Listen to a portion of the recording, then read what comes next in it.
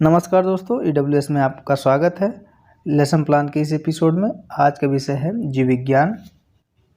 प्रकरण श्वसन है, कक्षा 6 का है। कालांश और अवधि अपने अनुसार करेंगे। समान उद्देश्य क्या है? छात्रों में वैज्ञानिक व वास्तविक दृष्टिकोण विकसित करना, जीव विज्ञान के आधारभूत कौशलों का विकास करना, विश्लेषण सोचने समझने का कारण बताने तथा तर्क करने की योग्यता विकसित करना, छात्रों में गहन निरीक्षण व प्रयोग करने की योग्यता विकसित करना, छात्र में जीव विज्ञान के प्रति रुचि जागृत करना जिससे बच्चे इंटरेस्ट लें, छात्रों के दैनिक जीवन में जीव विज्ञान की उपयोगिता को बताना। इस प्रकार से विशिष्ट उद्देश्य होते हैं। किसी भी विषय को, किसी भी पुस्तक को पढ़ाने के हमेशा दो ही उद्देश्य हैं, जिसमें एक होता है सामान्य, दूसरा होता है विशिष्ट। तो विशिष्ट उद्देश्य में आइए जानते हैं ज्ञानात्मक। तो ज्ञानात्मक में बच्चे जानने का प्रयास करेंगे।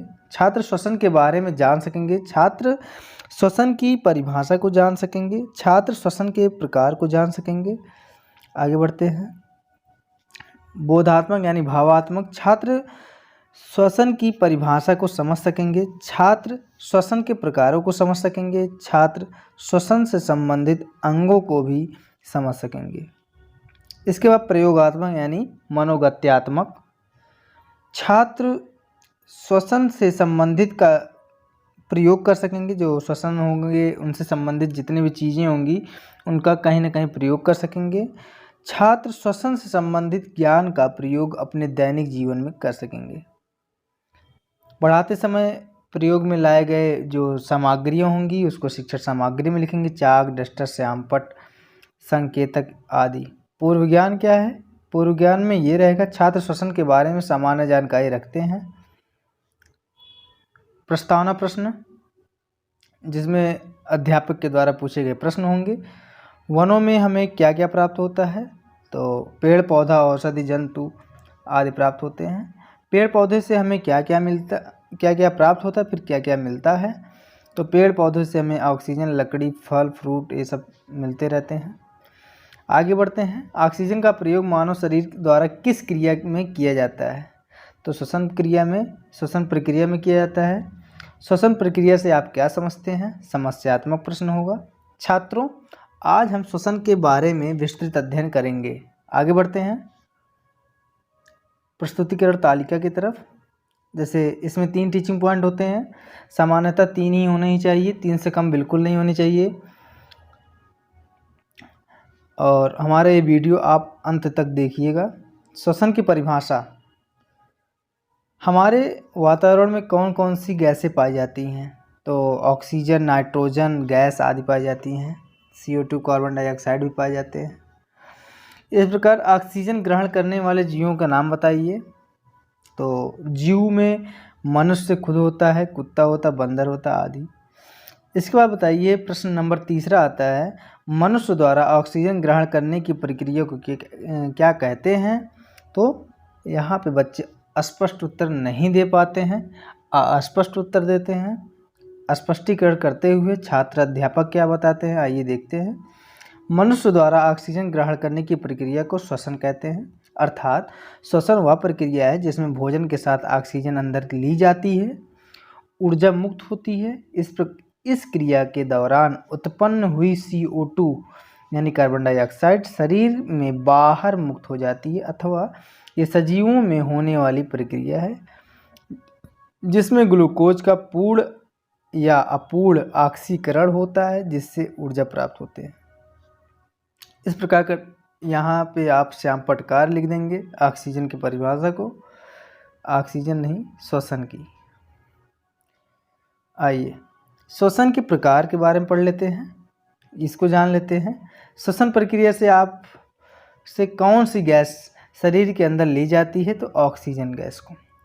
ऑक्सीजन जो होती है इनको शरीर के अंदर ली जाती है। श्वसन प्रक्रिया के दौरान कौन सी गैस बाहर ली जाती है, बाहर की जाती है? तो बाहर CO2 यानी कार्बन डाइऑक्साइड को की जाती है। श्वसन के कितने प्रकार होते हैं? अस्पष्ट उत्तर। तो यहाँ पे आएंगे स्पष्ट करते हुए छात्र अध्यापक। श्वसन मुख्यतः 2 प्रकार का होता है। नंबर 1 वायुई और एक होता है अवायवीय। तो इस जिसको हम बोलते हैं आक्सी श्वसन, अनाक्सी श्वसन। ये आक्सी श्वसन यहाँ पे है।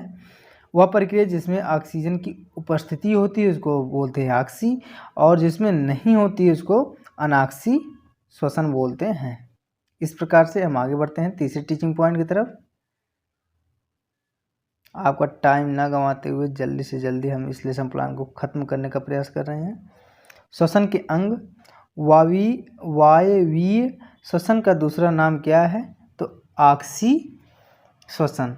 ग्लूकोज का अपूर्ण ऑक्सी श्वसन की किस प्रक्रिया में होती है? तो ये होती है ऑक्सीकरण में होती है।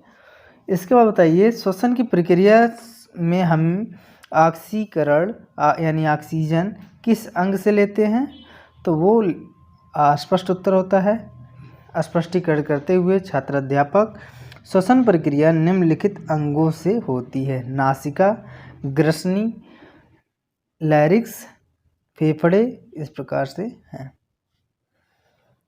इसको आप आराम से पढ़ लीजिए। मुख्यतः जो श्वसन के अंग हैं इसको आप श्यामपट्ट कार्य में कर दीजिएगा, श्यामपट्ट में लिख दीजिएगा। आगे बढ़ते हैं मूल्यांकन प्रश्न की तरफ। क्या है? श्वसन के अंगों के नाम क्या क्या हैं? लैरिक्स का क्या अर्थ है, यानी क्या कार्य है? अनाक्सी यानी अवायवीय श्वसन को और किस नाम से जानते हैं? ग्लूकोज का पूर्ण ऑक्सीकरण किस श्वसन की प्रक्रिया में होती है? इस प्रकार से यहाँ पे श्यामपट्ट कार्य में इनके प्रश्नों के उत्तर लिख दीजिएगा। कक्षा कार्य एवं निरीक्षण, ये एक चीज़ जान लीजिए, कक्षा कार्य एवं निरीक्षण ये हर एक सब्जेक्ट में, लेसन प्लान के हर एक सब्जेक्ट में एक ही रहते हैं।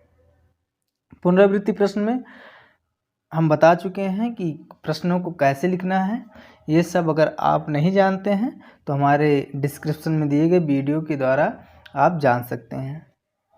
गृह कार्य में ये रहेगा कि बच्चों को गृह कार्य देना है, वो भी किसके अकॉर्डिंग? पढ़ाए गए लेसन प्लान के अकॉर्डिंग। इस प्रकार से हमारा वीडियो होता है यहीं पे समाप्त।